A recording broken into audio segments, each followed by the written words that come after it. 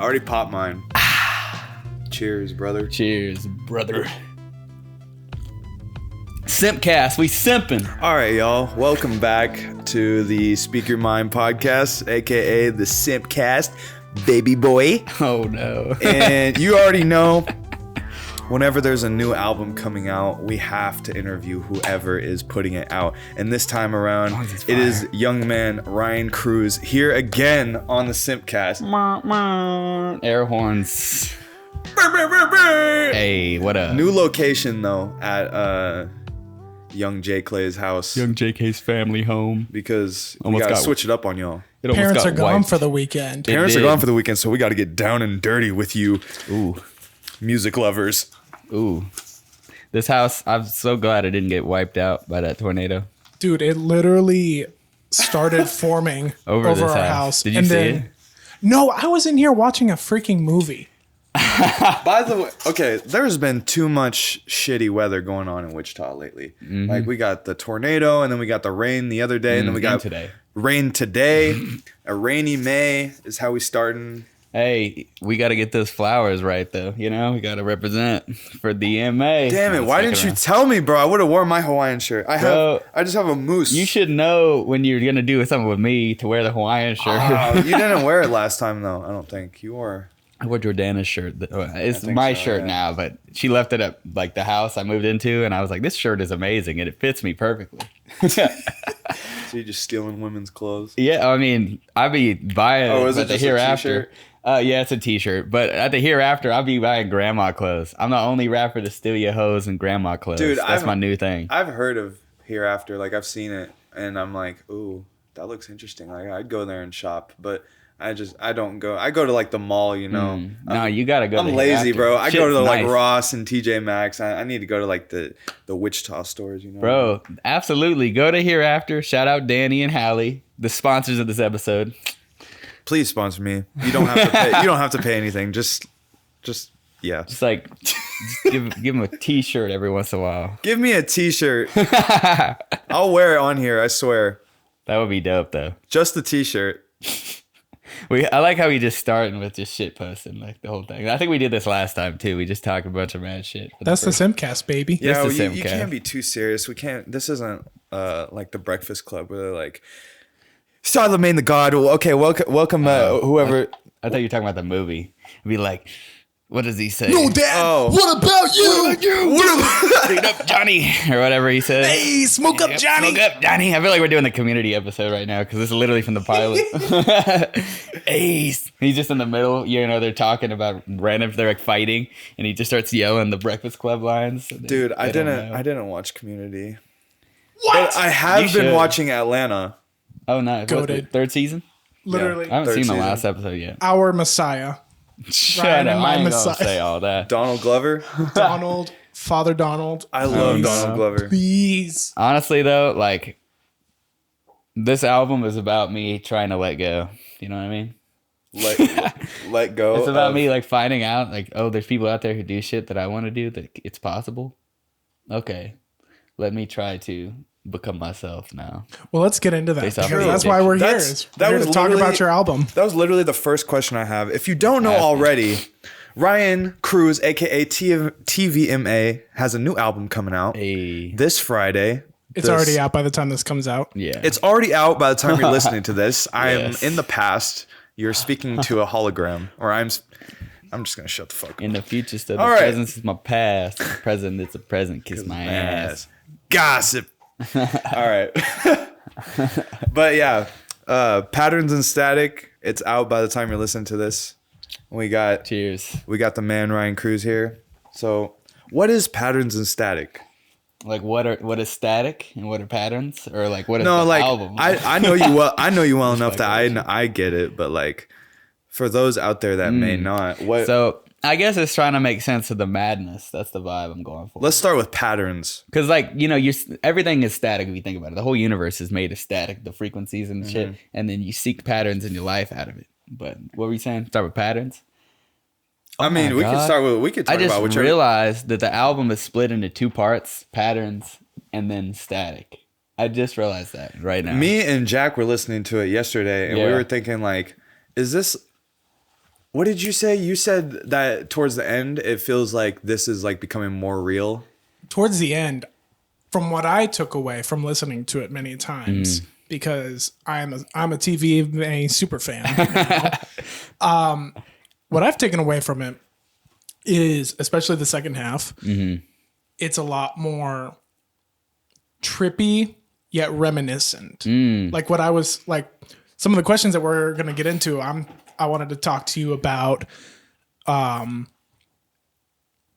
like what you're experiencing, especially when you're watching the TV. Because I know that you've told me before that this album is about like watching the TV put in front of you. Yeah.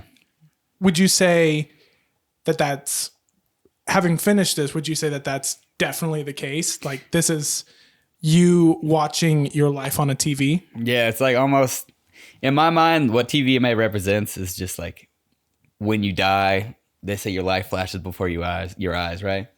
Like I spent a lot of my life literally watching the TV, especially growing up. And like I felt like I didn't really, that everything as a frame of reference was like to the TV. And so like I've always had that envisioned that I would like, literally they just put a TV in front of me and I get to watch my life back and learn from it again in different ways. So now I'm just like, fuck that. I'm going to project its own TV, my own TV. I'm going to project everything into this, into my art and whatnot. And all of that stuff is now, rather than being put in front of me while I die, it's like I'm putting it in front of everybody else and just making it, you know, promise that you will sing about me. So like when I do die, people will have like I will leave a mark. I will have left a mark.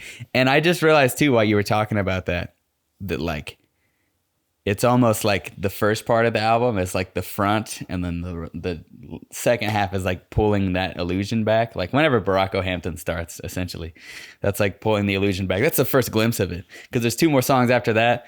But then the second half is like it's showing my actual life rather than like the front we put up. You know what I mean? Well, you're actually kind of getting into some stuff that we were going to ask you. So let me ask you real quick. When we're going through like talking about this album here, do you want to go kind of in order, or do you kind of want to just like jump around with talking about do anyways, because there's like 3 different, like you can actually listen to the album forwards and it makes sense. You can listen to it backwards like Damn, and it makes more chronological order. Where's the question at? Where is it? And then if you listen to it like Pulp Fiction, like if each section is like a different section, it's like going back and like back and forth. It's not necessarily chronological at all. You can listen to it in 3 different ways, really. On shuffle, like there are certain, like Man of the Moon, like, you know, Kid Cudi literally labels each part. It's like the first 3 tracks are like this part, second 3 tracks are this part. There's like an act to it, like kind of like 3-act structure almost. Because the internet too. Yeah, like he did that. Numbers. Man on the Moon did that. Kanye did that with Life of Pablo, but then erased it and then just mixed all the songs up and just said, fuck it. Oh my God. Because the first track lists were they said Act 1, Act 2, Act 3. And then they put it out and it was not in that order at all. Yeah. I didn't know that. That's pretty cool. So you are confirming here that Patterns and Static can be listened to forwards and backwards. Absolutely. Yeah. Absolutely. Like I didn't do that on purpose either. It was a subconscious thing because there was a complete different order. And I feel like whenever because I have like a playlist on Spotify, this is TVMA. I want to put out the first order of songs. I want to put the songs in that order for a while just to see what that version is like and how that goes. Like I listened to it. I haven't heard it like that since 2020. So because it changed 2020 and then it's stayed the same like track listing wise ever since. Do you think that listening to it backwards tells a different story from what the album is like from start to finish? In a way, it's like it does, because listening to it chronologically, or like not chronologically, you listen to it Finn all the way to Patterns and Static, right? That's the order in the first song and last song. I wanted to start with Finn because it's like the death of Ryan Cruz, the birth of TVMA, right? But then the whole album shows that origin story, like almost like how this person could become TVMA, like a person who is like kind of not necessarily weak, but kind of like just weaker in a lot of people's eyes and my eyes. You become like a strong person who can speak your mind rather than like a person who's scared to talk. Like you're in the corner scared to talk, you know? That's like what it represents, like going this way. It's like the death of Ryan Cruz. The one is like a rebirth almost, like at the end of it. It's like you go to church at the end of it. Mental Trillness is just shows, oh, now we're in this strange fucking place. And then it's like a bipolar album, up and down. For like 5 songs in a row, there's like an intermission section of every song where it's like either sad and then really happy or ecstatic, or really fucking ecstatic and then goes sad. Like there's like ascending, descending, and transcending. It's like a big theme. And day and night. You literally go from the trippy beat that is the second half of Barack O'Hampton into Breeze, which has a completely different tone to it. Yeah. 100%. Absolutely. The way in my mind, the way the album is told is like, it's about this person who escapes the TV, but then they start experimenting with all these other control systems, right? Like Breeze represents drug use and like trying to escape in that, because everything's like an escape. Everything is in our society. It feels like everybody's always, that shirt's like unbuttons. So there's like probably going to be stomach hanging out. But everything's like an escape. What were you saying? Is that what you meant when you said, you were rapping it really fast, but I caught when you said like, something about dopamine, nicotine. Yeah, I should have sent you the fucking lyrics, bro. I don't know why. That is one thing I will need, because no matter, I've listened to it a couple times now, and I'm just I like try and pick up what I didn't before, but I love going through an album and just reading the lyrics instead of just trying to figure out like what they said. Like, because there's some of those songs I listen to, I'm like, damn, I'm doing way too much, bro. But I like that at the time, that was my truth. It's like seeing the patterns in static. Like you're literally pulling parts out. You got to like decipher what the fuck I'm even talking about at the time. Was the album going to be called something different when you started making it? I literally had no name for it. It was called 1995 for a while. Then it was called, no, I think it was called, literally the rough draft name was Ryan Curtis Cruz. I'm like, it's obviously not the fucking name. And then it was 1995. And then somewhere along the line, I came up with, it was in the song Barack O'Hampton. I wrote that in the lyrics. Stare in my eyes, trace these patterns in static. And then I also reference it in the last song, Patterns in Static. But I said that initially, stare in my eyes, trace these patterns in static, right? Because you're watching the TV and I am the TV. So it's like, it's this weird loop. But wait, but let me back up for a second. Where was I at?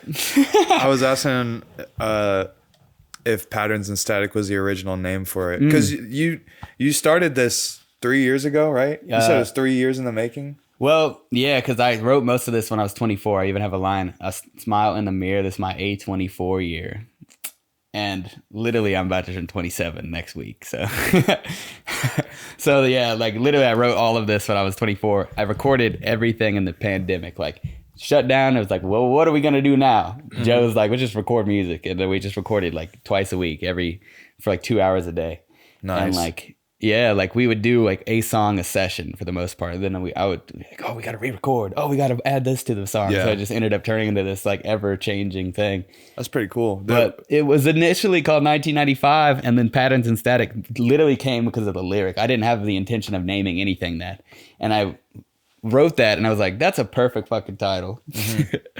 It makes perfect. I was wondering if you were thinking on it for a long time, but that's cool that it was like subconscious. Kind of just came out of the lyrics. That's kind of how the Immortal Bandits thing came out. Like I didn't think about that, but I was writing like a poem like in 2019, and I just wrote like Immortal Bandits trot weary and tired through this gray infinity, and then I was like, you know what, Immortal Bandits sounds tight. When we were like linking up and talking about making a group, you know. Yeah. I just stuck with that. That's lit. I mean, it's a cool. Sometimes it just comes from when you're writing stuff. Y'all sound like ninjas. Immortal Bandits. They're a ninja squad. Y'all should just dress like ninjas and get flagged for a cultural appropriation. But no, you know what's crazy though? I'm trying to recall because I have a hard time deciphering my lyrics if they're not in order. But I say something like, Faux ultralight beam, dopamine and nicotine. I say we all living in the screen, sitcom and guillotine. Faux ultralight beam, dopamine and nicotine. Like I'm just talking about like all of like how the systems that we're in are literally, it's a capitalist system, obviously, because they're literally pumping us full of like dopamine and stuff. We get like a high off of watching stuff and getting texts and all of this shit. Right. And we get a high off of watching shit on the TV that we relate to. We get a high off of all this shit. We're drinking fucking beer, alcohol in it. We get a high from the sugar we're drinking all the fucking time. We're addicted to. So it's all about like kind of like realizing you're stuck in this system that's meant to control us to make other people money. Like that's what Barack Hampton is, like a anti-capitalistic type song, but while from a capitalistic point of view, you know what I mean? Because we all trapped in this fucking system. Like it or not, we can't escape that. Wouldn't you say you're a capitalist though? If you're selling merch and you're selling your album. That's the thing. Like we all are being exploited by the system, right? So we have to find a ways to exploit it. Do you think it's in our nature to just constantly want money though? Like in a capitalist system? Because that's what you're going for, is trying to make that money. In that system. That's the only reason I rap about money. But like even that song Scared Money is like literally the song's about making money, right? Mm-hmm. And like not making money and like who doesn't make money and whatnot. My whole verse is like literally talking shit on the system. Like that's what that whole damn thing is about. It's not on this album, but it's still like, it is, me and Sue are like on that track, and me and Sue are on Barack Hampton talking about the same shit in a different fucking frame, like a different picture frame, you know? Would you say that's on your mind a lot, trying to get out of a capitalist system, or maybe even just trying to exploit it for your own benefit? Oh, absolutely. Every rapper, like that's what all of these rappers are rapping about. They're trying to take advantage of the system that's taking advantage of them, you know? Yeah, but the music industry is it'll take advantage of you whether you like it or not. Oh, absolutely. Especially when you're signed to a label, you know? Yeah. And like, that's why that's not in my vision right now, you know? Mm-hmm. Like if somebody wants to fund this shit, I'd be glad, you know, I want some funding. I want to be able to upgrade the music videos and actually be able to pay everybody involved. Like we all volunteer in our time, all of us, you know what I mean? Yeah. That's what it's like. Cause like, ain't no money in Wichita music. There's probably not money in music in the first place, you know? Like in an episode of Atlanta, he's like, man, that song's about to go platinum. He's like, I'm not making any fucking money off of this song. Like, that's how I feel like all the time. Was that from season 1? It's done season 2. Season 2. He gets robbed. Episode 2, yeah. Look at this. It keeps going off in my pocket. Do you see it? TV? Yeah. I'll have to get a close up of this later, but. Nice. Hey, yo. You need to get like your voice somehow put in here, like a little recording. That would be sick. Like, or it literally, static. You could say patterns and static on it. Patterns and static, yeah. So that track was supposed to be like the introduction to everything. It's a static. Oh, you act a little too dramatic. And then guess what happened? It didn't get finished. Yeah. So I'm going to put it out at some point. Man, that needs to come out like as a bonus track on it or something. Absolutely. I feel like I'm going to put that out. Hopefully we can get that done soon. Like Christian's mixing it. But hopefully we can get that done soon so I can put that out, and that'll be the end of the patterns and static era, you know? Mm-hmm. So you were talking about how this album was originally going to be called 1995. Mm-hmm. Talk to me about Prom 95. Okay. Because that song is sad, but I love it. Why does that make you sad? I want to know. Was that the song that we were like, this is sad? To me, like, when listening to it, yeah. I thought. Tell me why. I don't know. Just something about the music itself and the melody. I mean, again, don't necessarily know all the lyrics quite yet, but just listening to it and knowing into what song it leads into. Oh, yeah. I feel like there is some sort of sad tone happening. Well, that whole arc, that's like a big arc on the album. It starts A24 Presents. It's a little skit with all the TV stuff, and I like essentially just imitated Matthew McConaughey and Jesse Pinkman in there. But then I sampled this fucking video that got me into Wichita Arts in the first place. It's called Book Club by Cats and Beans. It's like Max James's crew and all of that. They had this video called Book Club, and that A24 Presents, literally, we sampled it. I asked Jackson if we could use it. He's like, yeah, sure. And then because that kind of got me started making Wichita art. I was like, damn, these people are doing like crazy shit. And then I kept discovering new shit like the Caves, Maurice after that. And I was like, yeah, all these people are doing dope shit. But the arc starts with that. So it's like I'm watching the TV late at night. Joe called it late night TV.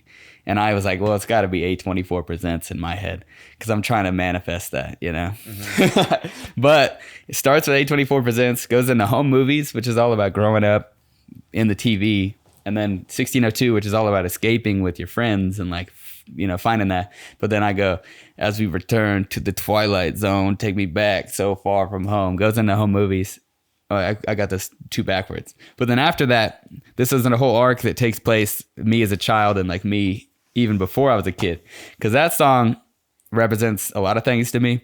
It's called Prom 95. Prom 95. Okay. Because that one is like, in my head, it takes place simultaneously in 2012 when I was like a senior in high school, about to go to prom for the first time. Mm-hmm. I honestly went on a prom date with somebody who was like, it was a pity date almost. It's no offense to them. They're a fine person, but literally their date got arrested like a week before prom, and they were like, they needed a date. And then they were like, will you do it? And I said, all right, sure. And so it takes place in that era. It takes place me in high school, really, because I'm talking a lot about because I used to be that dude who just had a crush on people, and like I would give them mixtapes and shit. So the first line is, I made you a mixtape. I hope you hear it. Hidden meanings, but it has on my feelings, like in that, like my verse. And then I'm tying it back to 1995 in a way, because that's the year I was born, obviously. I say in the next song, I'm a product of a prom mishap. That's why I thought that there was like something with this song, because of literally how Ain't a Home starts. Yeah. Because I thought that Prom 95 was about that year you were born. Mm-hmm. I was just putting two and two together. That obviously wasn't quite what you were seeing. Well, like my parents were in high school when I was conceived, pretty much. And I don't want to know the details of all that. No. But I very much remember my mom, like, I was like looking through pictures of my mom, and there was like a prom picture with her and this random dude who I didn't know who the fuck it was. And I was like, who is this? And I don't know. She's like, don't worry about it. It's just some loser in high school I dated. And then my cousins, I took it to my cousins because I was like really sad once, getting babysat. I used to be such a melancholy little kid. I'd be like alone crying, like I miss this person, whatever, you know? And I miss my mom. Like I would literally be doing shit like that. And they would be like, my cousins who were babysitting me would be like, well, take this, like, here's the picture. This is your mom and your dad. And I looked at it. I was like, that's not my dad. It's some random guy. And they're like, yeah, it is. That's your dad. They literally were telling me that was my dad. It's not my fucking dad. It was some other guy. And they're like, that is your dad. It's like a vivid memory I have in my head. And I remember, I don't know how it happened, because you know, when you're a kid, you remember parts. You remember this part, and then 6 months later, you remember this part. I just remember the next time I saw the picture, I picked it up, and it was ripped in half, and it was only my mom. The other guy was gone because they made fun of me and said it was my dad, so it like made me like sad. So I ripped it up just to keep the part with my mom. Right? Isn't this weird? And then I was born like a month after Prom 95, right? So in my head, it's like me as a kid, me in 2012 when I was in high school, and then me, like, obviously the whole album's like looking back at my life in a way. So it's like looking back at moments. So it's also me when I'm dead looking at the TV. But it is sad because I used to crush on all these girls and shit, and I give them mixtapes and all that simp shit. SYMPcast, baby! And I did all that shit. And literally, like, because the song is like me falling asleep watching the TV. That's what the whole arc represents.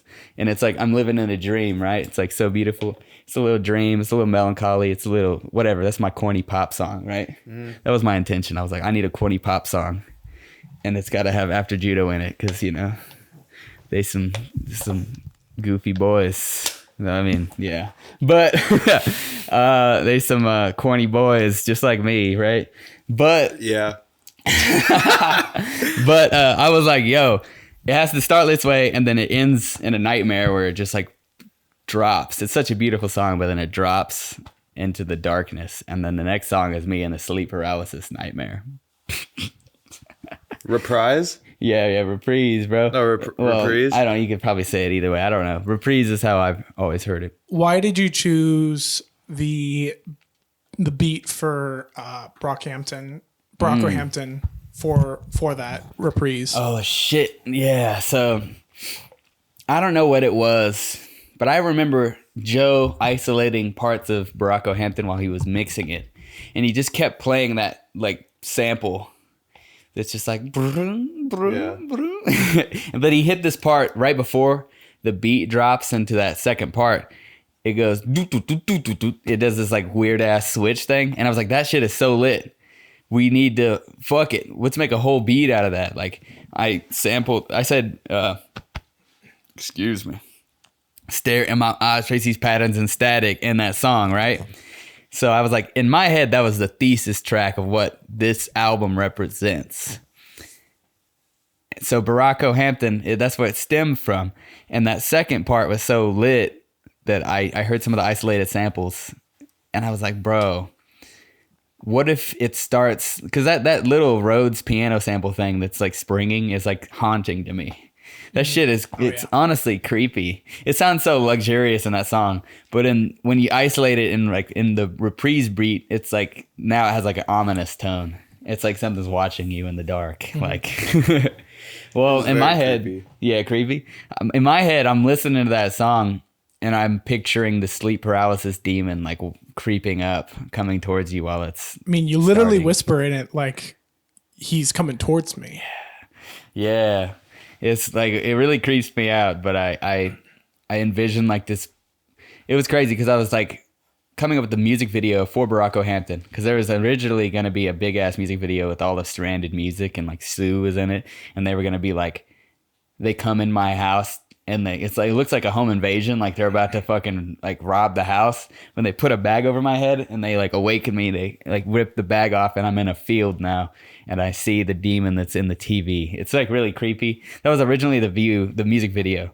Damn. And I was sitting there thinking about it, listening to the beat in my basement at Belmont, and that, you know, the reprise, the little album announcement trailer where it's the door opening behind me and I'm looking at the TV with my mouth like open, and like it's like Sue in the back and the ski mask.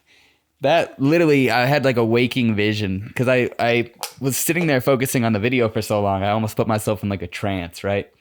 And I stood up, and then all of a sudden I had the vision of like I knew it wasn't in the room, but I had like I call it like a waking vision when I have like a really vivid, weird like flash of imagination, right? Like like spirits are talking through me, like they're channeling, like I'm channeling something. It's what it feels like, because I stood up in my basement and then I look over to the door and I pictured it opening really slowly, and there was like darkness in the room, and there was just like a silhouetted figure watching me watch the TV. Literally, it freaked me out. And I was like, oh my God, I need to have Joe remix this. And I told him my idea. He made it in like 30 minutes and made that beat in like 30 minutes. And I'm sorry. Yeah, no, I'm just saying, like, that shit freaked me out. But no, it came from a real place, like super strong imagination. What about, because something else that is almost like quote unquote haunting throughout the entire album is just the vocalization of "I can be your number one." Like that's at the end of 824. It's at the end of, is it? It's the one with Keo, right? Yeah, Home movies. Yeah, Home movies. Yeah. End of that, and then correct me if I'm wrong. Does it show up one more time? Yeah, because I say it at the end of the one, like, or not the end of the whole song, but right before Keo's part of the one. So it happens right before Keo the first time, and then right after Keo and the last time it happens, because it's the end. It's like, I'm the one, jump. I'm the one. And it was like, I can be your number one, and drops into the Keo part of the one. Why is that? Why did you choose for that to be reoccurring throughout the album? Was it because you had already put out that single and so it was kind of looming still, or was it something completely different? It was different because it was like during the gang vocal session, it's quite amazing. And this is like the most spontaneous thing that came out of the album, actually. Like, and my favorite parts of the album were all spontaneous, like shit that just happened. Like, oh, that was like an accident, but it turned out so dope. Because we were getting ready for the gang vocals. Everybody had the choir vocals in the one. And they have it was the home movies where it's, I don't want to go up, just let me go, right? And they were singing that. And afterwards, I was like, oh, wait, hold on. Before we move on to the next thing, let's record this like gang vocal for the one where at the end of the chorus, I was having them sing, I'm the one, jump. Like I wanted the crowd to be yelling that. And that's like shines in the song. And then at the end of that, they started singing. Like I was like, it's okay. Now everybody get ready to sing, I can be your number one. And they're like, wait, we got to practice it real quick. And I was like, okay, cool. And they did it once and I was like, all right, bet. And then all of a sudden they're all just like the most theatrical. They're not theatrical, but they're the most like musical people I know. It was like 20 people in this basement and they all just start singing, I can be your number one. And like everybody started singing it. And I was like, oh shit, this is sick. And they just went on for like a minute and a half and it was just all raw. Joe like looked at me and then grabbed the mic and put it down in the middle of them. Didn't even tell them we were recording and we recorded them practicing. That's dope. That's super cool. And they did this thing where they fluctuate. They get really loud and then they go down really quietly and then they get really quiet and then they like fade off. And it was all natural. And it was just like so raw. And I said, this has to be like a skit in the album. It was going to be called Number 2 at one point. Number 2. or 2, just because it like parallels the one. But yeah. I changed it to I put it at the end of home movies. How many people were involved in the gang vocal? Like how many people that are like artists in Wichita? Yeah. Well, it was the whole Belmont house that lived there. So it was Joe Hagan, who produced the album, Ryan Carballo, Zan Maddock. After Judo was there, like Joe and Ryan are After Judo. And Egg Roll Poppy on Instagram. Fucking like Qua, Keo, Chester the Pester. That's what we're gonna call him because we don't associate. We don't name him. Oh yeah, that's right. We actually Mandela affected him out of the album anyway. So yeah. That's my favorite thing. It's like, wait, wasn't no, that was Josue the whole time. It's a Mandela effect. I swear to God. But no, it was like them, Christiane Fox, who's now Yane Fox. I think that's it has to be. I haven't seen Christiane since they changed her name, the artist name, Zaisha. I forget her last name, but she was a part of it. A lot of Wichita artists, like amazing vocalists. Josue was in there singing. Josue is on this album a lot. Yeah, Josue is like the second. I was about to say, there's a lot of horns on this album. That man is stupid talented. There's a lot of horns, and then he's singing on Mental Trillness, and like nobody, I don't think anybody's gonna expect a Josue feature. Are those his the high vocals? Is that him? Yeah, just fly. That's him. Yeah. That was, and Christian CP31, he recorded that. Like, nice. That was the only thing recorded from this album at Shocker Studios because we had to Mandela effect the other dude out of the album. Love it. Hell yeah. You mentioned that a lot of this was recorded during the pandemic, and then you also mentioned like the gang vocals happening at the Belmont house. How much stuff was recorded in-house, and then how much was like sent to you? Okay. The only things that I remember being sent to me were Maurice and Wodie's part of the one, Sue's verse on Baracko Hampton. Because everybody else came to the Belmont house and recorded in that basement. I had like a whole session.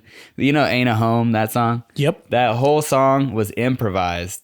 Like those parts that they're playing, the jazz parts, there's 2 beat switches with like jazz. The jazz band takes over. Oh, you're talking about my favorite song on the album right now. Oh, hell yeah. That was Sage Judd, Benji Estrada, and Josue Estrada. And Chester the Pester was about to get in there and he blew up the damn fucking audio system and we had to stop the session.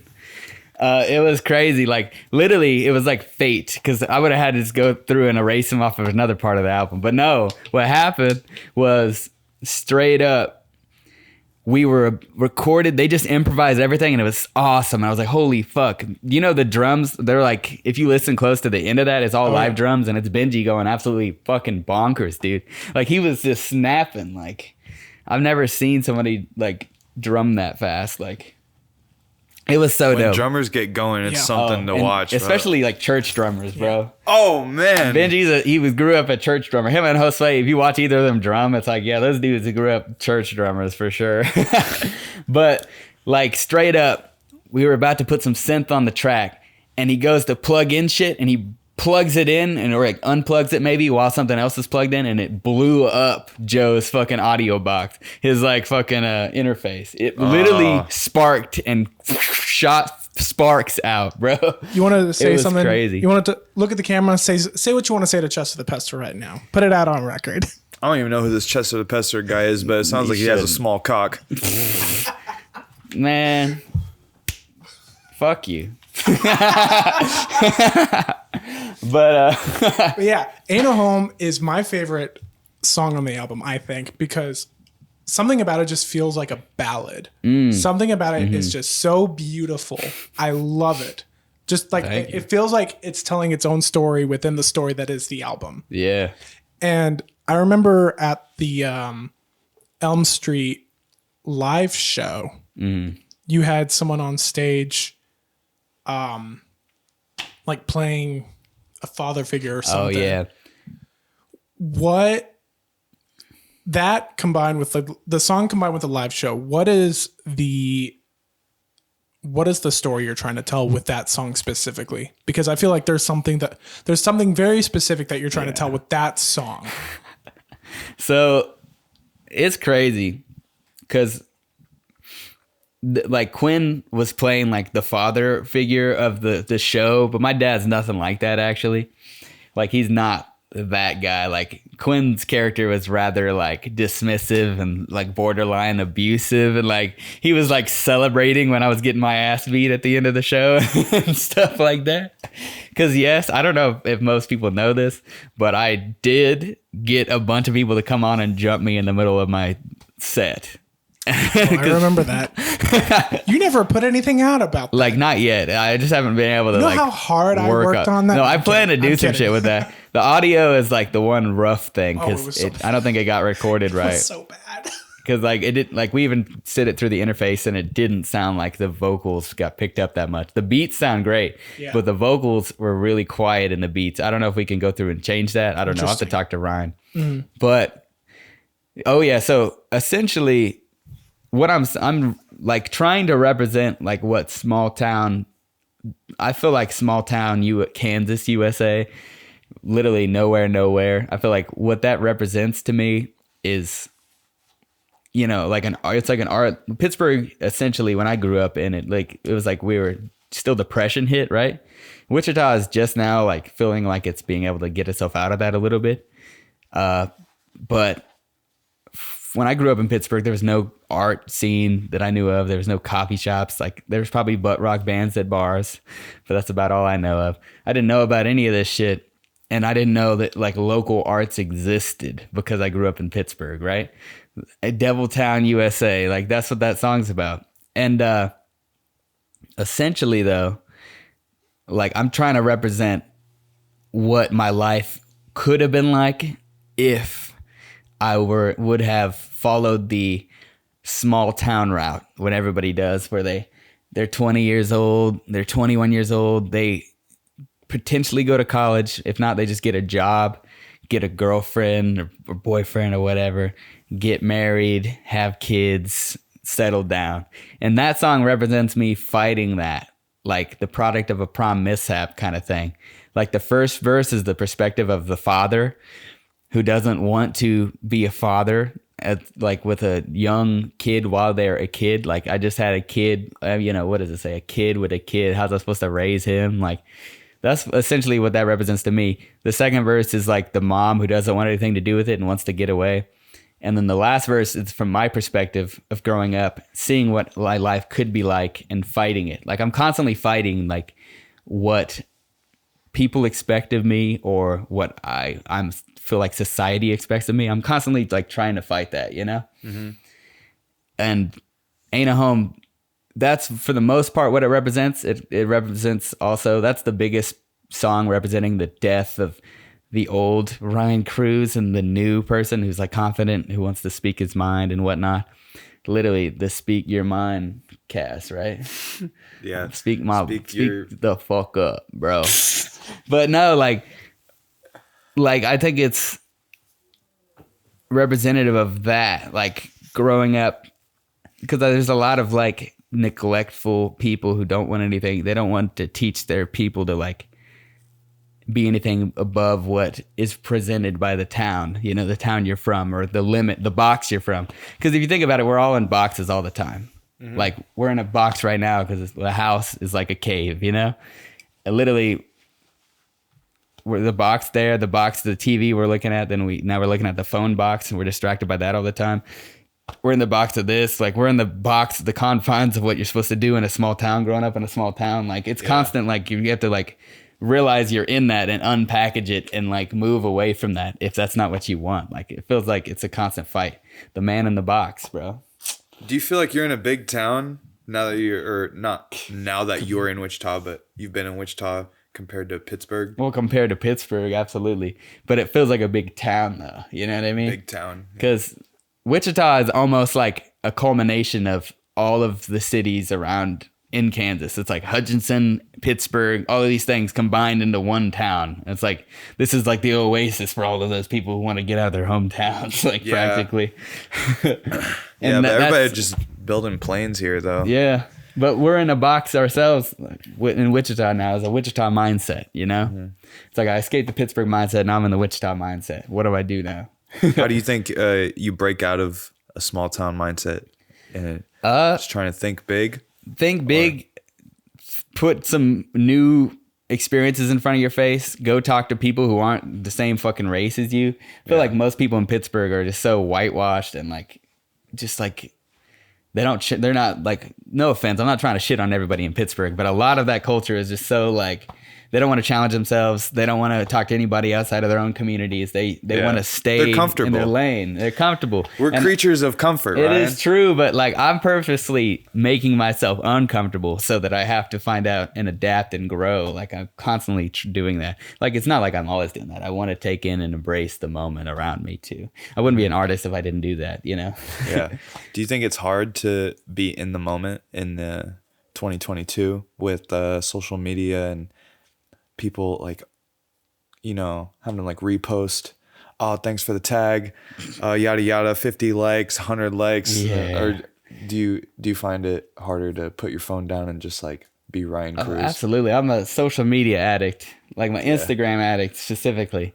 And I'm like, oh, I want to repost it all. Like instead of just letting it sit, I wish you could literally like repost shit like up to a week later, because I feel like I'm putting it all in one day, and it feels like it's overbearing on a lot of people who view me. I feel like I wonder if I'm overbearing on social media to other people. Yeah, you know what I mean? Do you ever wonder that? Yeah, I don't think you are. I do. Well, that's good.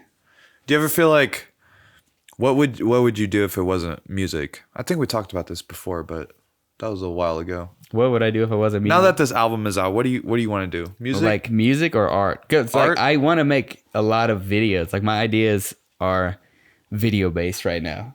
And I want to be able to like put the period on this album in a way so I can move on and like make other music. Cause I've had the hardest time making music since this album is like taken so long. Mm-hmm. Like, it was a wonder I got anything done for Belmont. I think it's just because there was another person there having me write and finish my shit, and I challenged myself to finish the shit, you know? Yeah. And no, I haven't done that since. So it's like I started this album, I wrote it all in the car, Patterns and Static. And then I wrote all of that album with another person who was writing verses, and they was like, okay, let's get the verse done and record. Yeah. And so it's like, those are the two methods I've done. And now that I'm not riding around listening to music all the time, like the beats all the time, and I'm not like with another person who's like, let's do it. Like, I don't know what the fuck I'm doing. That's why I want to do like an EP with Sue.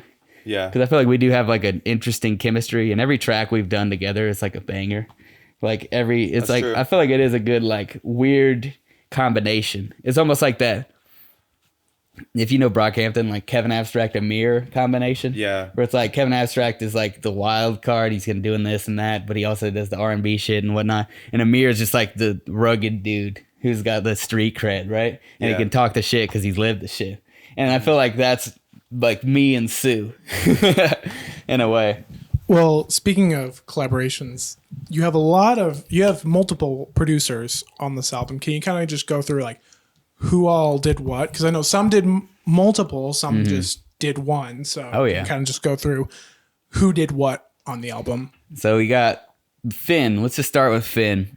Sophie from the Caves. I was like, I need a fucking Caves, like not a Cave song. I don't want to sound like I'm trying to get a Cave song on my shit, but the Caves were the first local band I saw that like inspired me to make music, right? And I was like, I hit up Sophie, Troy, and Matt. I was like, yo, what do I got to do to get a Caves riff? Like I could get a guitar riff and make a beat out of it. And Sophie's like, oh, I got some ideas. Troy's like, I think Sophie would be better off than me at that. And I said, all right, bet. Sophie met up. This is like one of the last songs I got done on the album. But Sophie came through, played me this thing, and it just blew my mind. I wrote all the lyrics in like, I had some of them written just like, because I had an idea. I'd always want to, like I wanted Finn, at first, Finn was like a remix of a Mac DeMarco song. So I wrote a lot of the lyrics to Cooking Up Something Good. But I wanted to be like at the live show and be like, hey, who likes Mac DeMarco? People are like, yeah. And I'd be like, well, I'm going to fuck that up for you. This song's called Fucking Up Something Good. And like, I wanted to do that and like have Matt play the guitar riff from that. And then it just drops into a new song.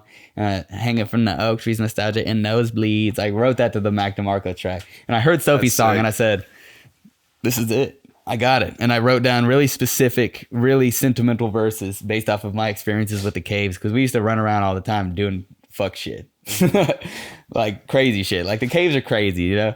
At least Sophie was doing crazy shit. And we would just like, back when like Sophie was drinking, we would just get drunk and just do stupid shit. Like I'm not trying to fuck like us over, but I have videos of us on these like construction sites, like just doing dumb shit. Like she's like in a wheelbarrow and Troy is running her in the wheelbarrow. And like now I look around at this place. I deliver from the restaurant that's in this place. And like I deliver to the apartments that we were in doing fuck shit in. Oh my God. But yeah.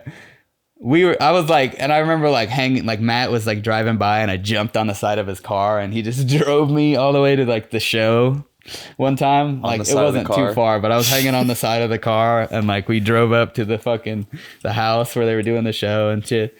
We would do dumb shit all the time and it inspired me to make Finn. But anyways, Finn, inspired by Sophie, we sat down and I was like, I got it. And then she played that little riff, the do-do-do-do-do-do-do-do. And I said, oh my God. We could walk, we could go on. Like I wrote that to her riff, and then we put that earlier in the song, and the riff comes later, right? And then like we recorded it, and I just kept adding things and adding things, and I was like, this song's incomplete. Let's get some synth on it. And we sat there all day. There was another guy who came in, he was like playing with it, and he's like, let's just record this to the track. And Sophie was like over on the couch, like she wakes up. I was like, it's time to wake up and do the verse, right? Because we were partying the night before. Yeah. Or not the verse, but it's time to wake up and do the synth. And she's like, oh, okay, hold on. And then like she wasn't getting up to do it. So the other guy starts doing it. And that challenged Sophie to get off the couch and like get the fuck out of my way and started to play the part. It was really funny.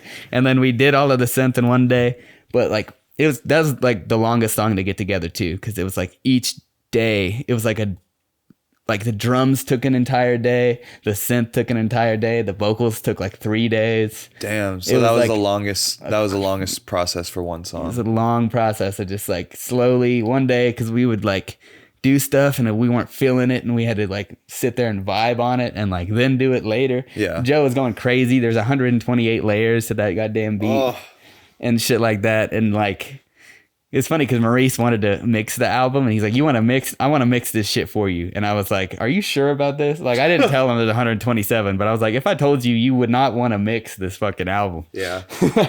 But that's another thing. The mixing on the entire project is great. I mean, I'm not an engineer or a producer myself, but I enjoyed listening to the whole thing. Like, I feel like that's one thing about some albums across all genres is you can't really like pick up the lyrics, you know. But on this, I was like no problem hearing everybody on that's this. good. Everything is clear. We sat everything's down. super clear. I mean, you heard the album a year ago. It wasn't like clear like that. No, I remember hearing the first rendition of Patterns and Static. Mm-hmm. And I remember Mental Trillness as well. The ones that we did in your car. Yeah. Completely different from what they are now. Yeah. And you can, in the documentary that Jack made, you can hear those old versions. So you'll be able to see the progress of the album by listening to it and then seeing the documentary. It's like a different album almost. That was my big worry, was that it was going to be too outdated. Yeah. But no, like we kept refreshing it. Yeah. And then up until, like, I didn't get the masters until like 3 hours before I posted it. Oh my God. And like, I was like, and like, it wasn't Maurice's fault. I sent the shit late as fuck. Like, Yeah. Because Joe sent it to me late as fuck. So it's like everybody was late except like Maurice was on time. But It's a chain it's of just late. like a constant late thing. It was like, damn. But yeah, it was insane. But a lot of these beats, like the One, Breeze, all these beats were like, Joe was about to make, he was like, he had a beat album, right? The One, Breeze, and Prom 95 specifically were made for Joe's beat album long ago, years and years ago. And I ended up being like, can I have that? Can I have that? Can I have that? Now there's no beats for the beat album anymore because I took all of the motherfucking beats. Damn. But Is that something you think you'd get into? Producing I beats? probably need to. I think I do. So you can give him some beats back. Yeah, something shit. like, at least, because like it's hard to, I'm making albums out of other people's visions, you know? Because most of the beats aren't made specifically for me. It's like I'm picking beats that are already made, right? Which is also the same with 1602 and Home Movies. Those beats were Maurice beats from the Ain't Got Time to Die era, which is how I found Maurice. So I was like, this is fitting, and it makes sense why I love these beats so much, because they sound like they could have been on that album. And that's when I've discovered Maurice. Like, but yeah, like, let's see, Joe, Sophie, Maurice, Frank Bravo. What it was, I came to Frank, I said, you hear this synth, the Breeze synth? It's like that. Clarify which one Frank did. What'd you say? Clarify which one Frank Oh did. yeah, Mental Trillness. Yes. So on Mental That's Dreamverb, Trillness, correct? what'd you say? He's Dreamverb, Yeah, right? Dreamverb, Yes. Dreamverb. But yeah, Frank is Dreamverb.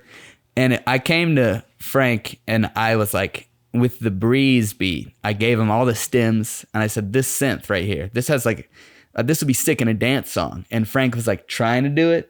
But if it's not Frank's vision, Frank doesn't do it. He doesn't want to do it. He's like, I don't know.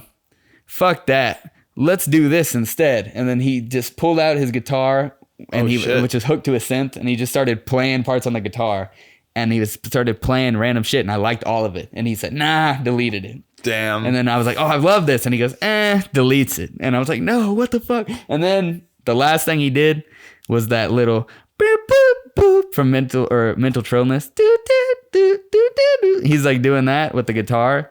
And I was like, okay. He crafts together the house part of Mental Trillness, right? In like 30 minutes or whatever. And I was like, oh, that's sick. And I was driving around in my car writing to it. And what happened was I was like muttering lyrics, and he goes, what are you saying over there? And I started telling him some of the lyrics. I was like, you can fake it till you make it, but it's gonna make you lose your mind. And he's like, oh, Mental Trillness. And I said, what?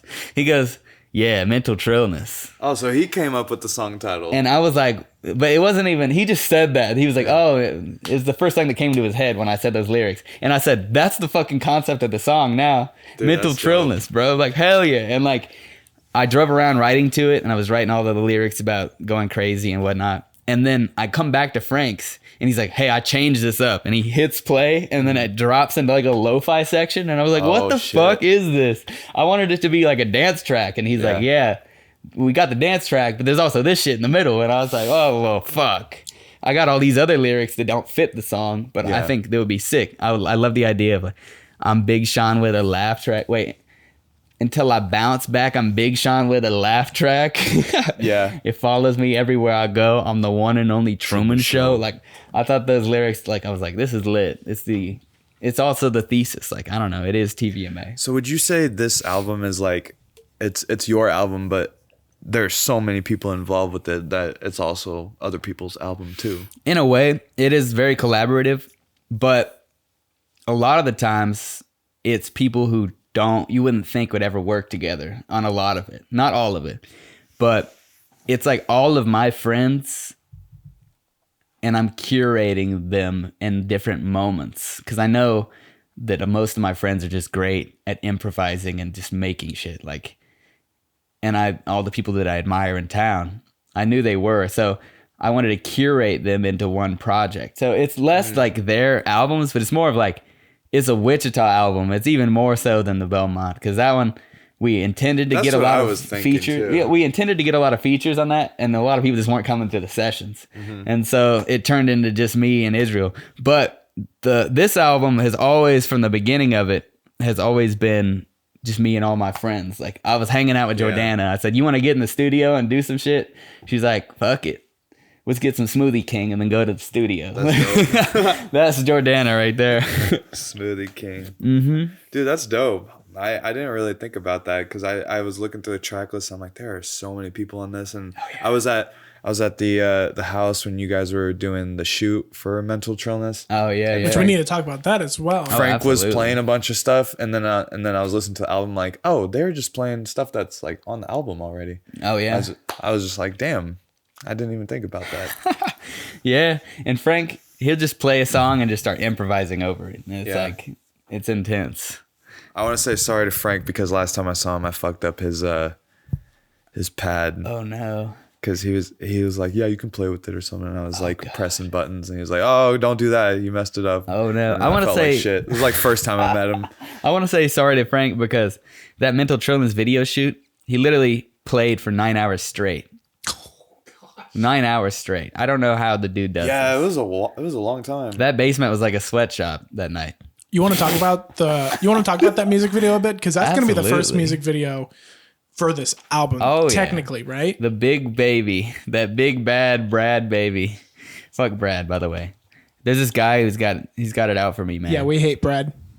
I don't get what his fucking problem is. He's threatening me on Instagram. He's telling all my friends I suck, that I'm corny. Suck what? Jumped you at the live show too. He tried to, at least he sent some people to do it. He couldn't face me himself. Oh, he pulled a Will Smith before Will Smith did Will Smith. That's true.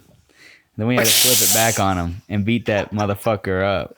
God, but fuck Brad, first and foremost.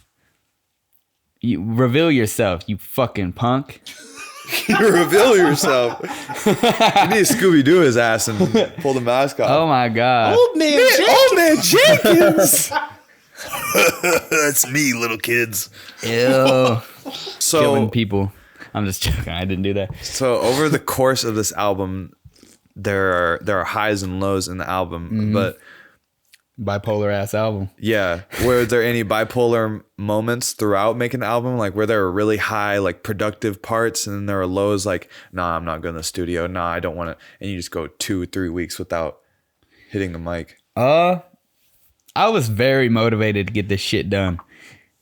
And, sometimes I would have to be like, Joe, we need to go in the studio. He'd be like, yeah, I just got so much to do. I'll be like, get the fuck up. No, I wouldn't do that. But but no, there's a lot of moments like where I was like, I was always motivated to make it because like it was my debut album. You only get one debut album. So I was like, I got to write it. Like this is about my whole life leading up to now, like leading up to 2020. And then some of it is in 2020. Like there's literally the album in a way.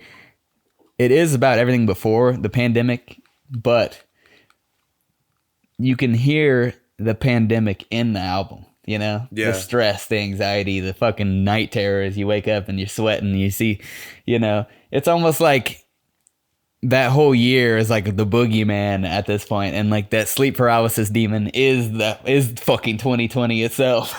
So is this like sleep paralysis demon? Is that like the thought of the album not being finished to you? Well, like, was there a point where you were like, man, I don't think this thing is going to get done? Or did the pandemic, were you just like you said, there was nothing to do, so you record. But before that, were you like, am I really going to get this done? Yeah. I was supposed to put this out on my 25th birthday. Yeah. Look how that turned out. I almost put it on my 27th birthday. But I had this bulletin board and it said like 150 days before this day. And it would always, I'd go through every time we had a session, erase it and put the new day. And me and Joe were always like, yeah, I think there's probably 15 more days worth of recording left. And then that just kept extending and extending. And then Joe moved to Minneapolis. And then like he did the first round of mixes and then moved to Minneapolis. And you know, like we were talking about, if you listen to those first rounds of mixes, if we would have put that album out, it would have been like a lo-fi, like it is a lot more high end than it was at that time, because Joe got so much better at mixing, and like because he's literally working in a studio in Minneapolis right now. And he's working in the Granada Theater in Minneapolis. Like he's the sound guy for it. So that's the Granada Theater? Yeah, like they have a big one in Minneapolis. Good job, Joe. I've never met you, but I'd love to. Next time he comes from Minneapolis. Actually, you saw him on stage. He was DJing me at the album release show. And that was him? Yeah. And oh, shit. There was a moment, because there's a song in Mid Sonder, right? There's a moment in the song where it's Joe and Jordana singing back and back. It's like almost like they're duetting each other. It's like a ballad or something. Like they're singing to each other. But it's like it's a figment of imagination. But he goes, "Sail back to me, you lovely girl." But for the first year and a half of me hearing that, I couldn't hear anything but "Sail back to me, you filthy whore." And literally, he's always trolled me about that. Because it just sounded like that? Because it sounded like it. But then when the album came out, all of a sudden on Bandcamp, like all of a sudden I heard the real lyrics for the first time. Yeah. I don't know why that perspective changed when it released. But Joe knew this shit. He was at the show. "Sail back to me, you filthy whore." And I think like 3 people caught it, but I was like, like in the middle of the song, and I see one other person look at him like, and I don't know if anybody else noticed. That's a little Easter egg. That's funny as fuck. Little Easter egg. How much would you say that Joe specifically like affected how the album sounds? So Joe is like he's like, me and Joe produced it for the most part, because a lot of it, we sat down, he came up with a lot of sounds, like, you know, we made really specific, there's this one effect called TVMA on the radio that Joe made. Yeah. And so he made a lot of these specific sounds and effects that we used. And like, we sat down and designed it, like, you know, he would do it and then I would like say, "Oh, no, do it more like this." And like, you know, so it's like we were hand in hand, and I would always tell Joe my ideas and Joe would channel it into the song. So it's like, it was a good partnership in a way. Because a lot of like, you know, the one beat, for instance, like I said, like that beat was old, right? But he used to call it Chance the Rapper type beat, but he called it 0. What the fuck? It was 1. For God's sakes. It was O period space N period E. And it was just called 1. And he used to just play the Chance the Rapper type beat. And honestly it's like acid rap type beat to me. Like it feels like something that could have been on acid rap, that beat. And I'd always heard it, but I was in the shower. I had this conversation with Sage Judd at our coffee house, because they just did a jam there on the porch during, like, they would do like porch jams during the pandemic. So outside, like, you know, nobody's like around each other and whatnot. But he would just talk, and he just talks and talks, and he knows so much, and he knows like all this esoteric shit, right? And so Sage was sitting there telling me about the source and the one and what it represents. It's like ties back into other cultures and God. It like the one is God, the source is God, all of this shit in a very much like a pagan way, not like a God as in a Christian sense, but just like what God represents in like different cultures. And I went home, I was taking a shower, and all of a sudden the fucking second half of the one came into my head. The whole, on the schoolyard, you try to play God. Like I wrote that in the shower. Like I just started singing it in the shower. And then I was like, you know, you're going through hard times and you want to hide. That part of the song, like that all came to me. Just like that weird ass moment with the Reprise video thing, that waking vision thing, it just kind of came into my head after Sage had this conversation with me. So it's almost like I do have a theory that like whenever you can tap into that energy and you start to think about it, it comes to you. you manifest it. It's like the law of attraction almost. Because that shit just came to me and I started singing it in the shower. And I said, bet, Keo has to sing that. Oh my God, Josue needs to have a trumpet solo at the end of this song. That's dope. Yeah. So you're giving credit to God then. I mean, whatever those spirits are. Or the idea of God. The idea of the one, the source, the energy. The source. The source. Yes. Hell yeah. How do you feel you've grown not only as Ryan Cruz, but as TVMA, or the other way around, as TVMA or as Ryan Cruz, from day one of starting this project to it releasing this week? Ooh, you should have heard those rough demos. It was September 2019 when we actually started like recording, and it was Mid-Sonder was the first thing we recorded. It was so bad. It was so bad. And Jordana was sitting in the other room because like we recorded in this tiny ass little closet, right? There was like blankets all over the walls. And I opened it and I was like, oh my God. I was like stuttering in the track, and I didn't, in this photo, I was like mumbling parts of it because I didn't know my whole lyrics. And it was just like embarrassing, honestly. And I go out there and I was like, what do I do? Like, you have a lot of experience with this shit, recording yourself, Jordana, whatnot. What do I do? She's like, that third verse, do that tone in the whole song. Like the vocal tone on the third verse is right. Cause I had like the lower, and I even lowered it a little bit more, but like I come in like really quiet. I call it that like talk whispering in somebody's ear voice. Pillow talk. That pillow talk voice. That's what the third verse of Mid-Sonder is. Rap for you, baby. That's what it came from. I was doing that, and like Jordana was like, do that the whole song. Yeah. And the first person to ever record anything to this album was actually Josue in Barack Hampton. Like that, he improvised all of that. Like he's in the background of that whole song. Mm-hmm. Like it was all improvised. Talented dude. I saw him for the first time at the album release thing. Mm-hmm. Man, I was blown away. Much like everyone there. Probably that was his first fucking solo show ever.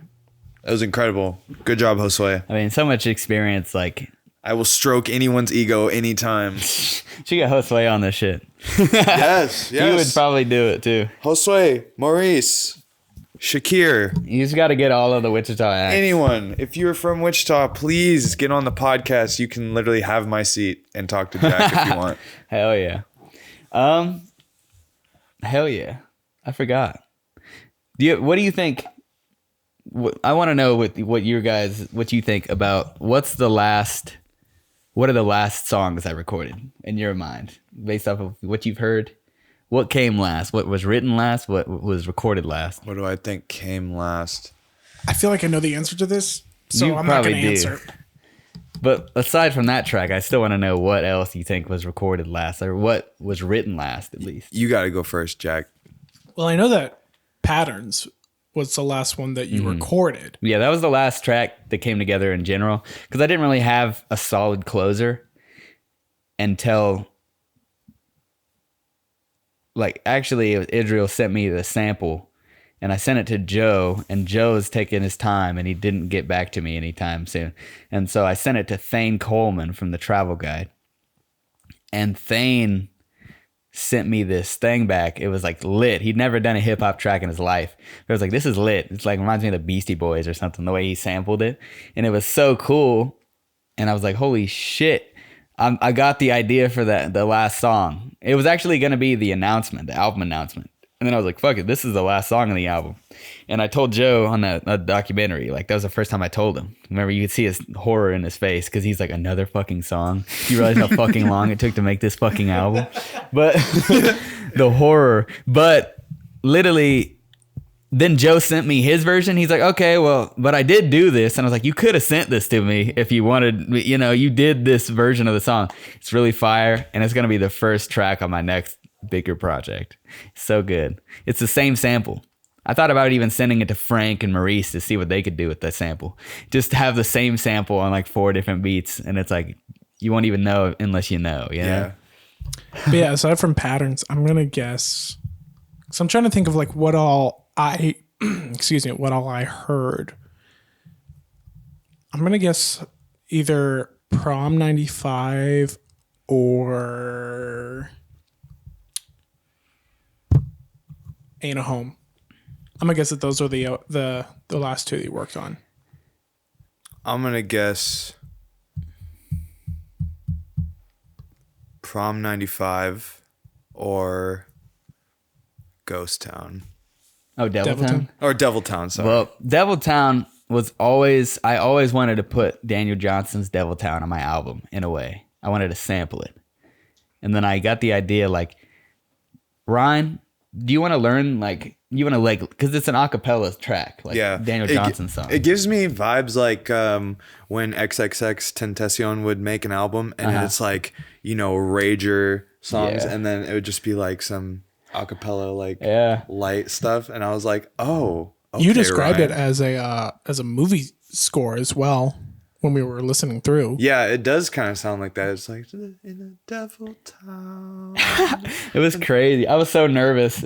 I was literally like, we were all out in the room and I'd never sang in front of people before. And I was like, I'd never performed as TVMA in my life at the time either. And I had this little mic and I was like, I'm going to go in the closet and I'll record it in here looking down and you guys be out here. But they were like, well, we kind of need to see when you're about to sing. Because they were playing, Ryan was playing the piano or the synth part based off of how I was singing it. Because they were just following me. It wasn't like we didn't have a tempo. There's no click track or anything. I didn't have headphones in. I sat in the room, listened to him play, and I sang it. And he played off of me. And then he flipped into the synth part that's like the organ and made that. And then we go back into the song, right? Or the Daniel Johnson song. But Joe was like, wait, hold on. And he hits the fucking sample. He goes into these samples and he hits this fucking big ass like the War of the Worlds fucking like a trombone or whatever that is. He puts that in there and hits the fucking big ass like bass drum, like kick drum thing, and it just sounds like so epic. It does. That was the whole experience of recording that. I was like fucking scared to record that. Yeah. So that was the last one? No, actually. That's what I wanted to say. Prom 95's verse was probably one of the last things I did. Because we sat there with After Judo. I got all of them together, Maddie Laughlin, in the room. And I was like, okay, let's just do a session and just do the song. And it's cool. This album came together so quickly too, like writing wise, because we would get in a room and everybody was so good at like creating music that they would all, wait, let's do this. And they'd start to sing something. And I was like, that's it. That's the fucking song. Like it took no pre-planning. Like people just came in, started singing together, and then they came up with the shit like in 10 minutes. And then it took like an hour to record it. Yeah. That's how a lot of it came about. But then that day I just like, I know we have the session. I need to write my fucking verse. Because there was several songs I put off. Prom 95, I put that off. And Ain't a Home was like this big, vicious, evil fucking looming thing that I was like, that I need to do one song like that that's like my origin story. And I need to talk about Pittsburgh. I need to talk about the familial ways of Pittsburgh. I need to talk about me getting bullied in high school and of beating, like coming over on top on whatever. I need to talk about all that. Because I can only do that on a debut album. You can't be making your fourth album and you're talking about getting bullied in high school, like as a fucking 30-something-year-old. You can, but like, it's better when it's raw and the beginning of your shit. When they first like figuring out who you are. You can talk about it. You just can't keep beating a dead horse. You can't. With every project you do. Like, you know that Eminem song where he's like, they said I can't rap about being broke no more. They ain't say I can't rap about coke no more. Like, you know, that's the vibe. Like, it's like, you don't want to keep beating it over the head. So it's like, I want to rap about it once and be done with it. Mm-hmm. And so that song took 6 months to actually finish. Because I wrote paragraphs. Like, I wrote so much unused shit. And then I trimmed down so much of it. And then what you get is this long ass song where I'm rapping over the whole song. And I cut over half of the song, you know? It wasn't like Brocco Hampton, though. That song, I have 800 or 900 words in the span of 3 minutes. Because Sue has a verse, and it's like 50 seconds long. It's insane. That like I'm doing too much on that song. You did say a lot. There is a lot on that. That's like, you got to get the lyrics and dissect it if you really... Not, you don't have to, but... Because I don't even... Well, I hear it. You should. You should write down the lyric or put them on Genius or something. What I want to do... That would be sick to do Genius. I want to do... like the Caves did this merch where they wrote all their lyrics in a book. I would love to work with Sophie on like a lyric book because that was Sophie's thing. So I don't want to steal it without Sophie's like permission. Sophie be down, but that would be lit to get like a little merch or a lyric book. Or what you could do is like, I don't know, maybe just a post on Instagram, but these are my lyrics and just like post. Well, yeah, post it all. that would be zoom lit. in and look at them. I mean, the Caves did that too. Yeah. They made collages with their lyrics on it.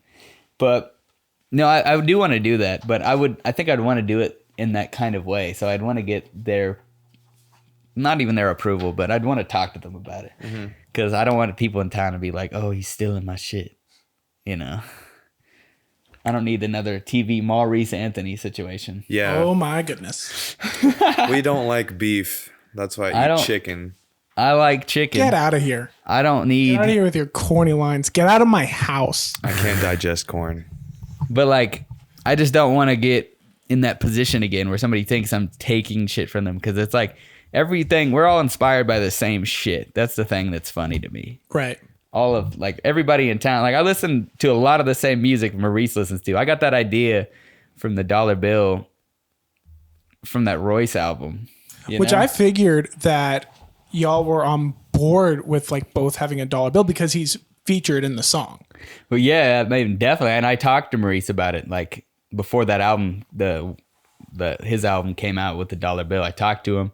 I told him first, like, my name is TVMA as a rapper. He's like, that's hard. I said, yeah, hell yeah, it is. And then I was like, hey, I went to his house, took his picture for the thing. And I said, Maurice, I would like to do a thing where we're all on dollar bills. And I was like, but I want to do like me on the one because of the song The One. And it's like, oh, I'm the newbie.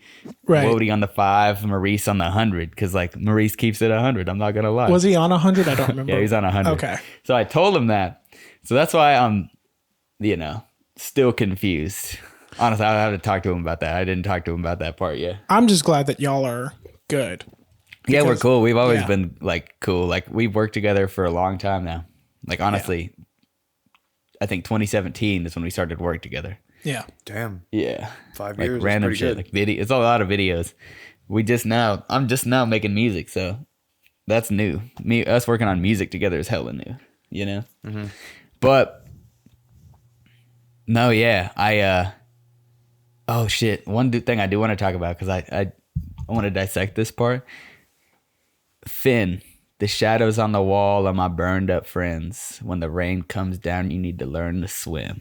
Mm-hmm. You know, Cave's first album was Learn to Swim. Do you know that? No, I didn't know that. I'm going to go listen to Caves on the way home. You should listen to Caves.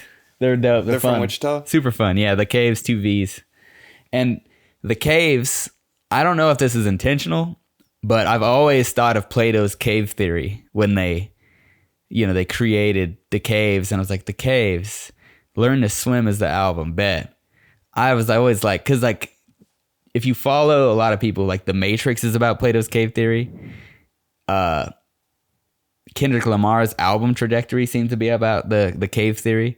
Because you know what the cave theory is? Nope. It's when it's essentially you're in a cave. It's the idea that the world is in a cave, like the masses are in a cave. And like, because we're all cavemen, we're in our cave. We're in your cave right now, Jack. But we're in our caves and we're watching the shadows on the wall that are projected because there's a fire in the cave for warmth, right? That's our comfort. And there's somebody in front of the fire projecting shadows onto the wall. And the shadows are our reality. So we're like sitting there and whoever's controlling the masters, the puppeteers, the people in charge of the media, for instance, are sitting there showing us our reality on the wall with the cave illusions, right? Because they're storytelling. They're showing us this shit. And we see it, and we're sitting there our whole lives absorbing the shadows on the wall, right? But then if you turn around, if you realize that this isn't real, like this is what is being fed to me is not real. Hold on, let me break this illusion. You stand up, you turn around, you look at the other end of the cave. There's the way out. You see the light at the end of the tunnel. You walk out of the cave and you see what life is really like. Like the illusion is not really life. What is real is outside of the cave. But you don't know that until you walk out of the cave. And when you see what life is really like, you're blown away, you're astonished, you're like, oh my God, you're enlightened, right? You go back to try to tell the people in the cave what they're looking at is not real. They need to turn around and go the other way. The people who are so close-minded are like, they're like offended almost. They're like, what are you talking about? This is real. What are you talking about? This is our reality. They're like, it's clearly not. You can walk the other way. But most people don't choose to do that. Instead, they will kill the person the messenger. They will kill the person delivering the truth. Yeah. And shut you down and do their best to like defame you and whatnot. Because the masters who are controlling the shadows are like so in control of these people's minds, right? That's essentially Plato's cave theory. If you listen to that, Good Kid, Mad City is looking at the cave wall, looking at the illusion on the cave wall. To Pimp a Butterfly is leaving your cave wall, getting out and seeing the truth of, he goes and he seeks Mandela and whatnot in the album. Yep. And he seeks the truth of like in South Africa that Mandela was showing with apartheid and showing the truth of all that. Yep. But then he comes back to Compton essentially, and he goes up to the blind lady who is walking around blinded and doesn't know any better, but what is the reality here. Yeah. And they kill him, essentially, because he's trying to tell the blind lady the truth. Mm-hmm. He's trying to guide her the right way. She doesn't want to believe it. So they kill him. And then Damn is the afterlife. The album, Patterns and Static, is about the end of time, the end of days, whatever. It's about your life and the end of it. I wanted the last song to represent an atomic bomb. Because the shadows on the wall of my burned up friends, Hiroshima, apparently the blast was so strong it imprinted people's shadows on the wall after it obliterated them. Yeah. So the shadows on the wall of my burned up friends, like Finn is the death, right?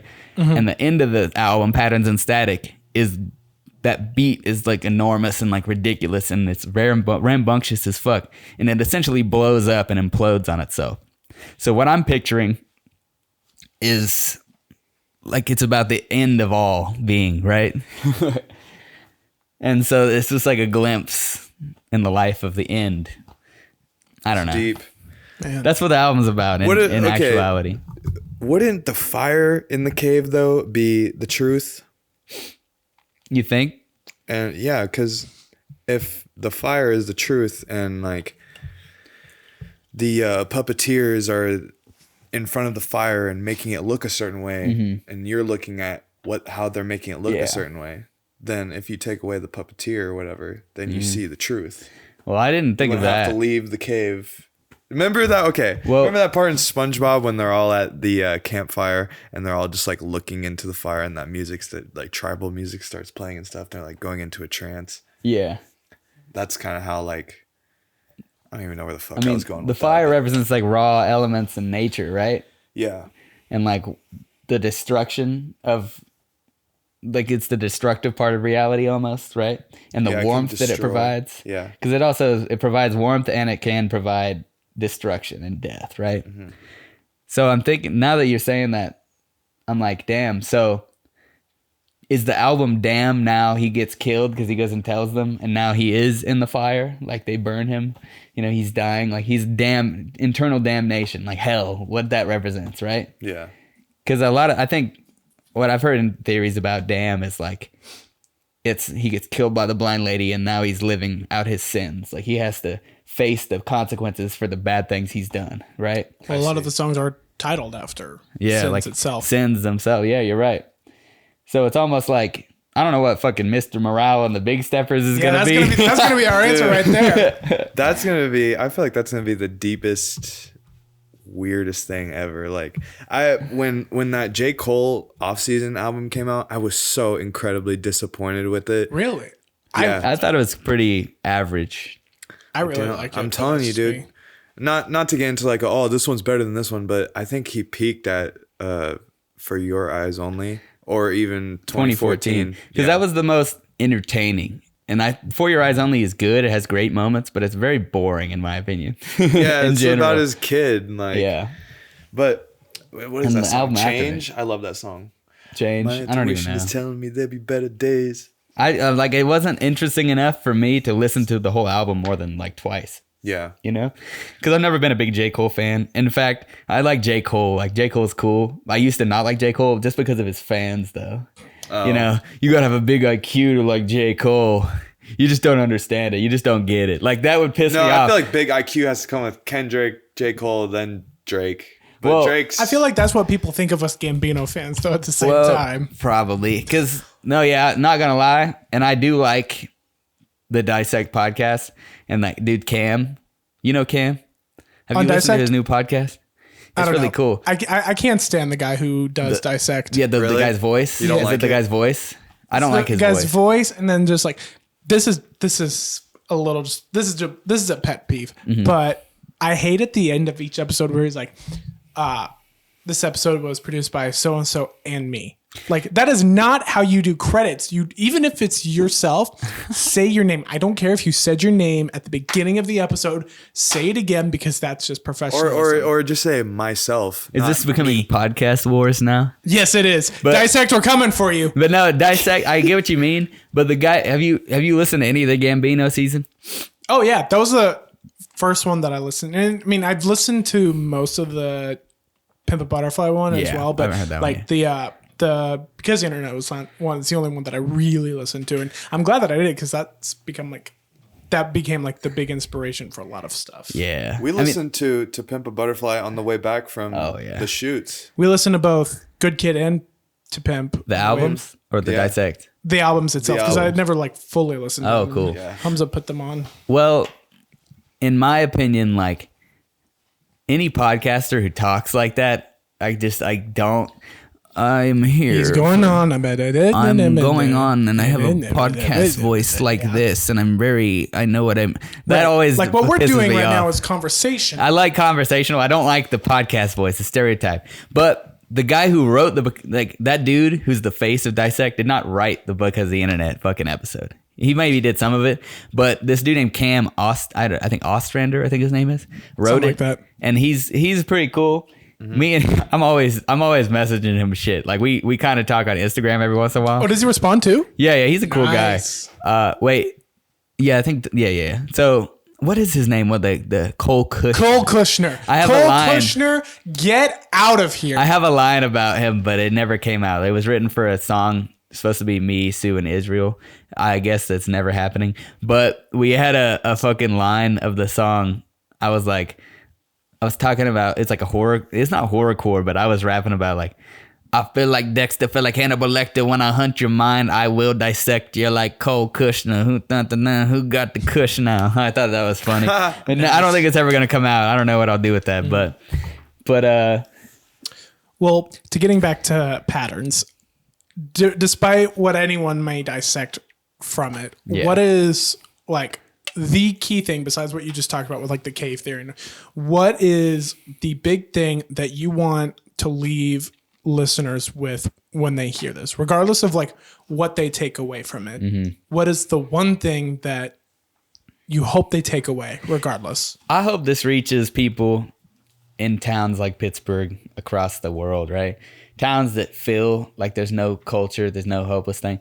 Like if you listen to this album and you like it, just know this album was made by a bunch of friends in a town in Wichita, which you wouldn't think would be like an art city. You know, it's not known as an art city because there's no fucking infrastructure for artists in this town. Yeah. Literally, like I've been trying to get on podcasts and get people to help me with shit.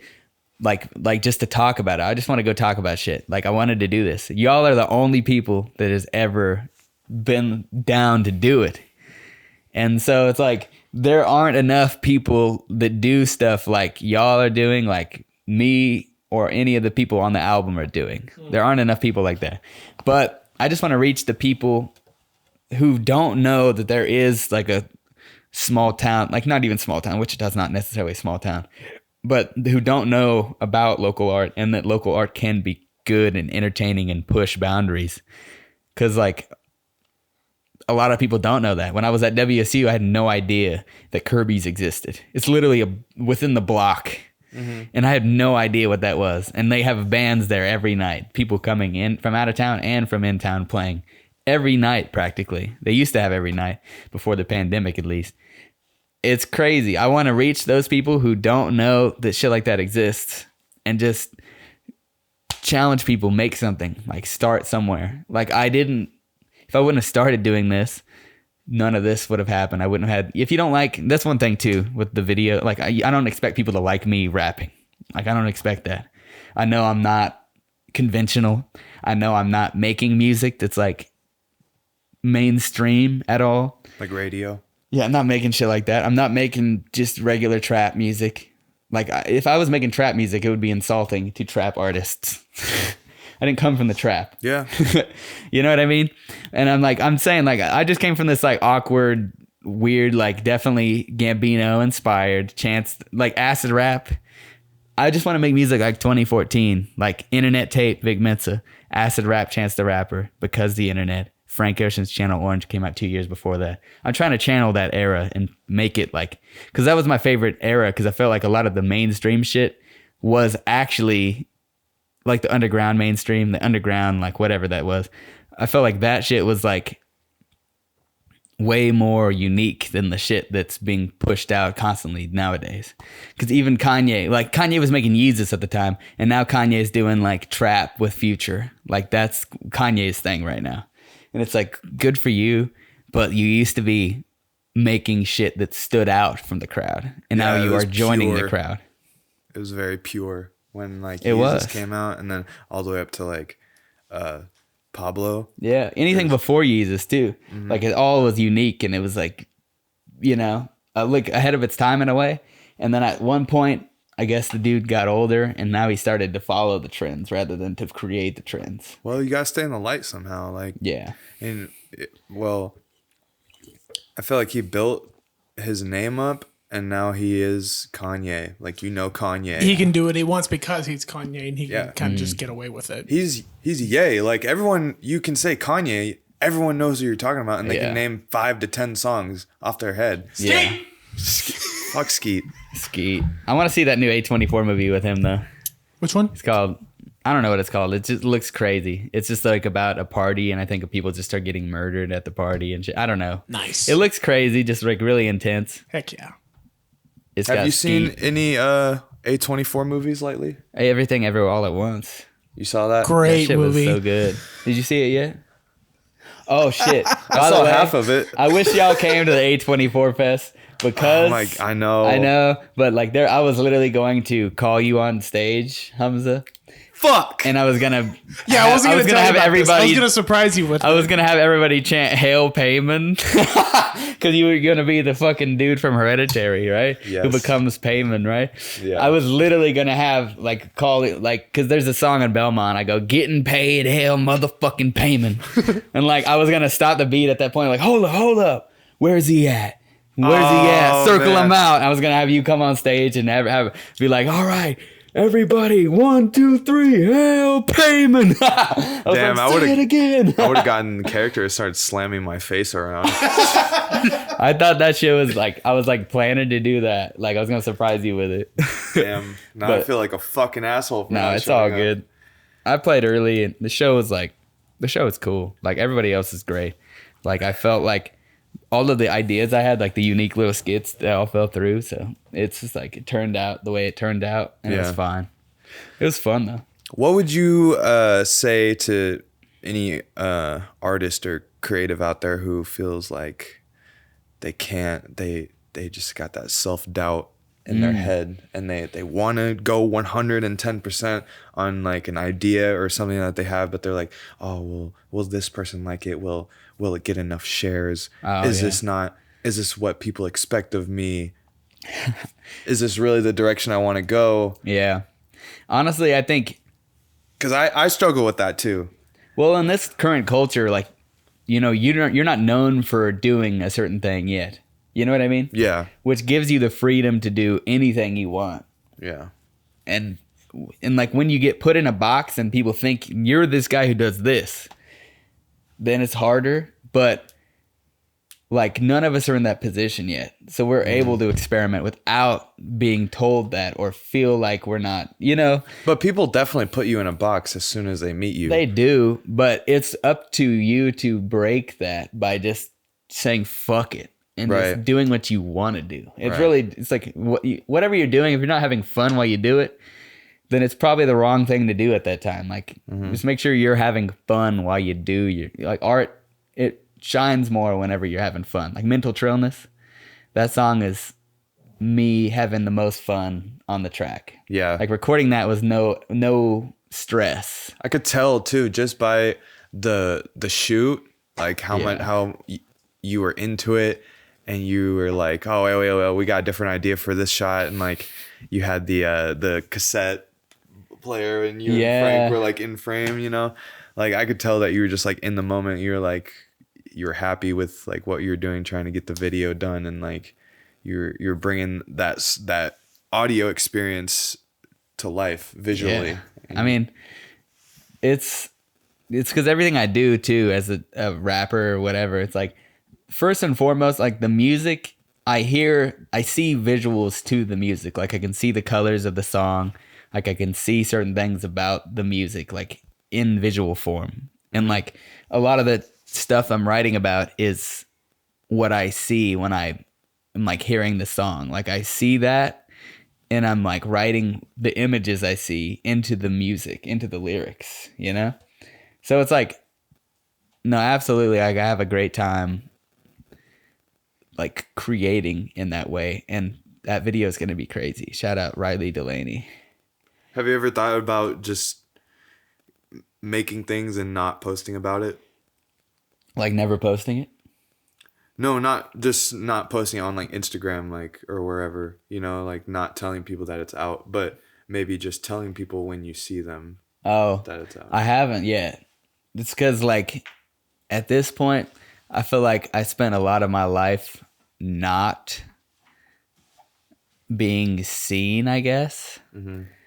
And so I feel like I'm doing a lot of shit because I'm like, yo, I'm just trying to get people to see it. I want as many people to see it as possible because I don't want anything to be niche and just for like a certain group of people. I want anybody to be able to access it at any time, like for sure. Absolutely. Well, I appreciate you coming on, Ryan. Of course. In fact, we need to do this more often. Like, even if we're not talking about music, like, yeah. You just said you want to do more creative stuff, like people in Wichita. So me and Jack definitely want to keep doing more podcasts. So absolutely. We'll definitely, anytime you need anybody, I'd be down because my life ain't all music. It's a lot of stuff. When I met you, like I was like, oh, good photographer, dude. And then like and then you guys were talking about like, oh, did you get my beat, or I wrote that down, or you guys want to listen to whatever? And I was like, oh, is everybody here like a rapper or something? Yeah. You know what I mean? Absolutely. I want to rap less and vibe more. Yeah? Yeah. What do you mean by that? Because I've been saying too many lyrics on this damn album. I love the album. Yeah. And it stands as it is. It's a moment in time. It captures Wichita and Wichita culture like really well, especially from like 2017 to 2020, you know? Now it's time to go on to other things. Like I've done the snapshot. Now I want to just fit the beats more. Like I feel like I was doing too much. Mm-hmm. No, I'm trying to shout this album out though. Listen to that shit everywhere. Patterns in Static. Stream it. TVMA. AKA Piss. TVMA, no cap. Piss with one S. But anyways, thank y'all. Thank you, bro. Love you, man. Of course. Love you too. Appreciate you. And let's keep doing shit. Let's keep making shit. Prove that you can do it. Bro, we were going to do a Genius Dissect thing. Yeah. On how you feel. We should still do and that. That never fucking happened. At least to like our verses or whatever. I don't know. Yeah, we'll do something. I don't know. I'll still sit through and talk about that verse anytime. I'm down, yeah. Because we could just do a little thing for the Instas. One time for the Insta sluts, you know, in that Atlanta episode. Oh yeah, I remember fucking hell. Fuck that guy though. Go. A-cab, bitch. Mob, that's some motherfucking ASAP shit. Go watch Atlanta and go stream TVMA. Peace out. Please, I need the money. I'm hungry. Bye.